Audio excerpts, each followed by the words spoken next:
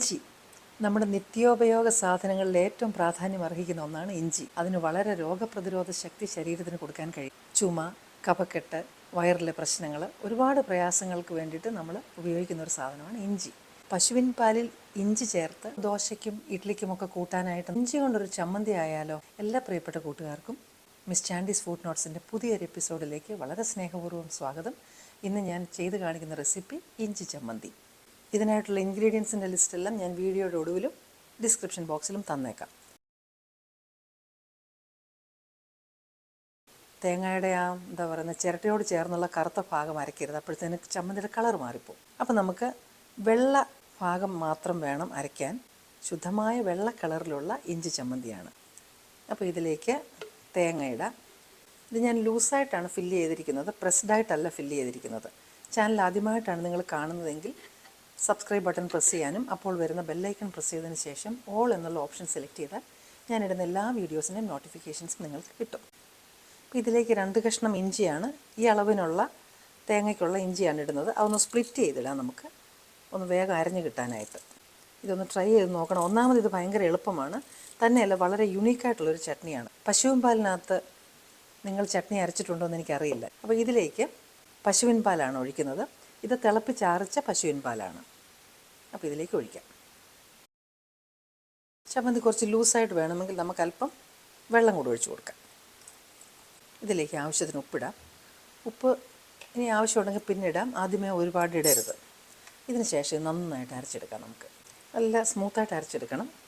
അപ്പോൾ ഇതിനകത്ത് വേറെ കറിവേപ്പിലയോ അങ്ങനത്തെ ഒരു സാധനം ഇടരുത്. നല്ല ശുദ്ധമായ വെള്ള കളറുമായിരിക്കും, നല്ല ഇഞ്ചിയുടെ ആ ഫ്ലേവറും ഉണ്ടാവും നന്നായിട്ട്.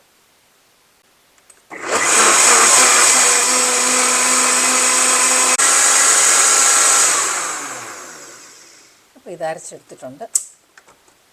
ഇത് നമ്മൾ സാമ്പാറിൻ്റെയൊക്കെ കൂടെ ഈ ചട്നിയും കൂടെ അരച്ചാൽ നല്ല അടിപൊളിയായിരിക്കും കോമ്പിനേഷൻ, ദോശയ്ക്കും ഇഡ്ലിക്കുമൊക്കെ. അപ്പോൾ ഇനി ഇത് അരച്ചിട്ടുണ്ട്. ഇതിനിയും ഒന്ന് കടുക് വറുത്ത് ചേർക്കാം. അപ്പോൾ നമ്മൾ അരച്ച ചട്നി നമുക്കൊരു പാത്രത്തിനകത്തോട്ട് ഒഴിച്ച് വയ്ക്കാം.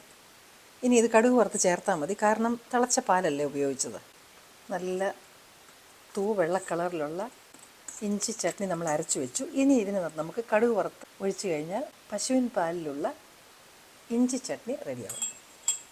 ഈ റെസിപ്പി നിങ്ങൾക്ക് ഇഷ്ടപ്പെടുന്നുവെങ്കിൽ ഇപ്പം തന്നെ ലൈക്ക് ബട്ടൺ ഒന്ന് പ്രസ് ചെയ്യാൻ മറക്കരുത്. ഇത് എരി വളരെ കുറവാണ്, അതുപോലെ തന്നെ ഇതിനകത്ത് പശുവിൻ പാലും ഇഞ്ചിയും ചേർന്നതുമാണ്. അതുകൊണ്ട് കുഞ്ഞുങ്ങൾക്ക് പ്രതിരോധ ശക്തി വളരുവാനും നല്ലതാണ്. കടുക് വറുക്കുവാനായിട്ട് നമുക്ക് പാത്രം വയ്ക്കാം. അതുപോലെ ഇത് കടുക് വറക്കുമ്പോഴും നമ്മൾ ഈ ചുമന്ന മുളകൊന്നും ഇടാറില്ല. വേണമെങ്കിൽ ഇടാൻ കുഴപ്പമില്ല, പക്ഷേ ചുമന്ന മുളക് ഇട്ടാൽ അതിൻ്റെ കളറൊന്നും മാറും. അപ്പോൾ ചട്ടി ഒന്ന് ചൂടാകട്ടെ.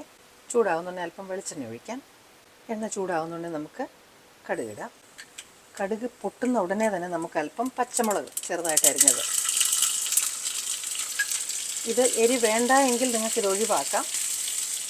നമ്മൾ ഇഞ്ചി മാത്രമല്ല അതിനകത്ത് ഇട്ടുള്ളൂ, എരിയൊന്നും ഇട്ടിട്ടില്ലല്ലോ. അപ്പോൾ അതുകൊണ്ടാണ് നമ്മൾ കടുക് വറക്കുമ്പം പച്ചമുളക് ഇങ്ങനെ വളരെ കനം കുറഞ്ഞരിഞ്ഞ് ഇടുന്നത്.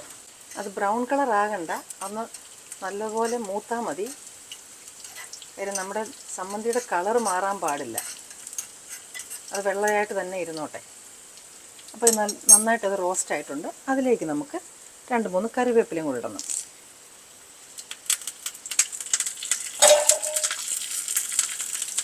തീ ഓഫ് ചെയ്യാം. അപ്പോൾ നമ്മുടെ കടുക് വറുത്ത് റെഡി ആയിട്ടുണ്ട്. ഇത് നമ്മൾ അരച്ച് വെച്ചിരിക്കുന്ന ചട്നിയിലേക്ക് ഒഴിക്കാം. അപ്പോൾ ഇതാണ് നമ്മുടെ പശുവിൻ പാലിലുള്ള ജിഞ്ചർ ചട്നി. അപ്പോൾ ഇത് കണ്ടോ, വെള്ള കളർ തന്നെ ഇരിക്കും. ഈ കടുക് വറുത്തത് അതിൻ്റെ കൂടെ ഇളക്കി കഴിയുന്ന ഉടനെ നല്ല അത്യാവശ്യം എരിയും ഉണ്ടാവും.